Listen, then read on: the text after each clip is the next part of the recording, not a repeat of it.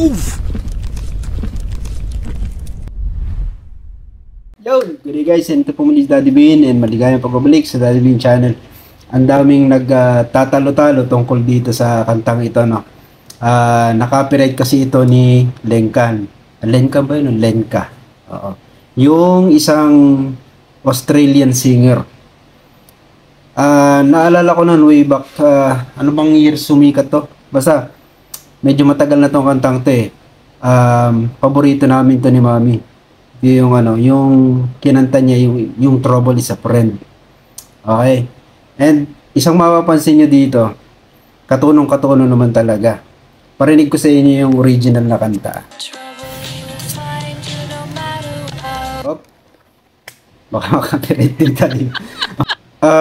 Marami rin akong ano dito eh. Marami rin akong mga na-copyright na ano na ginamit kong background music. So, halos iniiwasan ko ng gumamit ng mga background music. Kaya kung mapapansin ninyo, laging halos hindi na ako masyado naglalagay ng background music.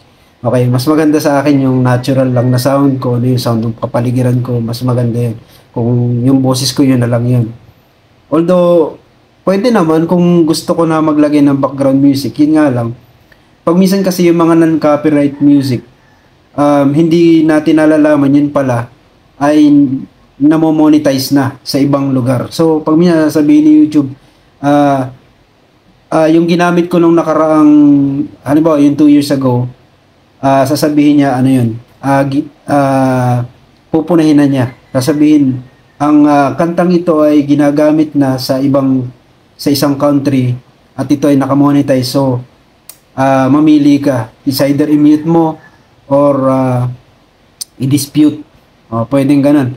Or pwede ring may cashier yung yung gumawa ng kanta. Pwedeng kung kumikita yung video mo, ginagamit yung kantang yun, mayroon din siyang hati sa kinikita nun. Parang ganun ang pagkakaunawa ko ha. So, ang nangyari dito kay Shaira, no, balik tayo. Marami nagsasabi na okay lang daw, ganyan-ganyan. Hindi naman daw talaga masasabing, basta may mga sabi nga nila nagmamarunong nga daw.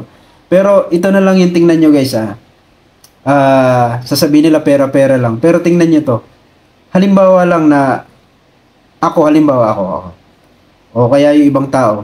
Sumulat sila ng isang kanta. Tapos inilapat nila yung kanta halimbawa ng Eraserheads. Yung melody ng isang kanta ng Eraserheads doon. I-dispute ka agad dyan ng pupunuhin ka agad dyan ng Eraserheads. Lalo na kung katulad nitong kay Shaira na napapansin na talaga yun. As in sumikat ng todo. No? Pero may time na nakakalusot kasi sila dahil hindi naman talaga sumisikat ng todo. And hindi masyadong, hindi naman pinagkakitaan, no? Pero itong kay Shaira kasi, pinagkakakitaan na talaga nila. Kaya yun, normal talaga na tama naman yung ginawa nung original artist, no? And ang isang tama kasi na gagawin natin, halimbawa kailangan mong kopyahin yung melody nung kanta, pwedeng magpaalam muna dun sa artist. Pag hindi siya pumayag, wala kang magagawa, no? Kailangan baguhin mo talaga yung melody. Kung halimbawa naman pumayag siya, pwedeng may mga kasunduan, no? Katulad ng hati sa kinikita, ganyan. Pwedeng bayaran mo na lang sila.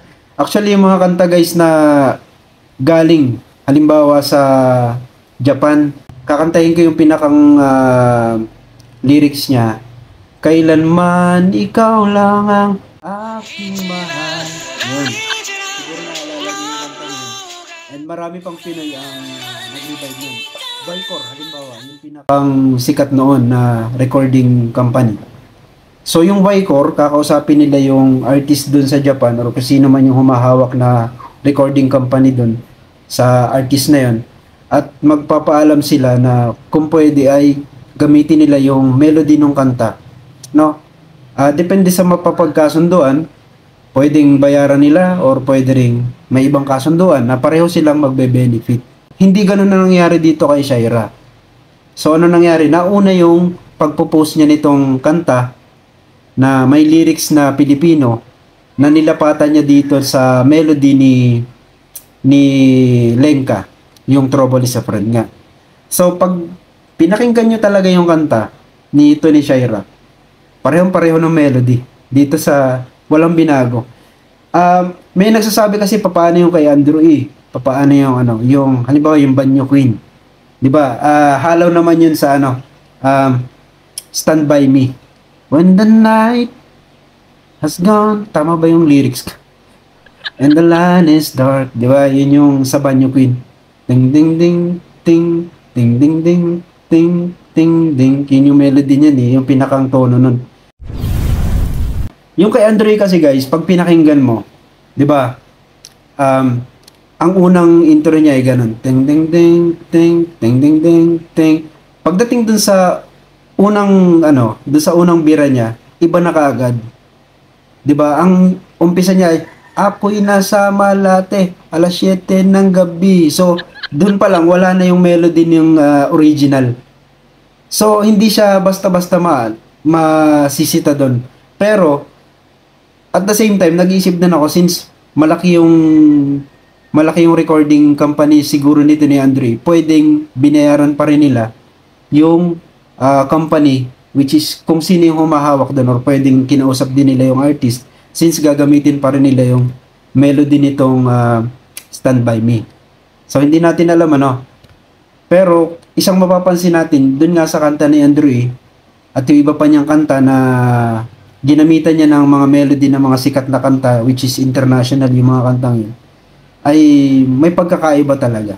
Unlike dito kay Shira na makaka-copyright talaga siya kasi yun, gayang-gaya talaga yun na yun baguhin mo lang, konti lang yung babaguhin mo doon. Pwede mong ilapat yung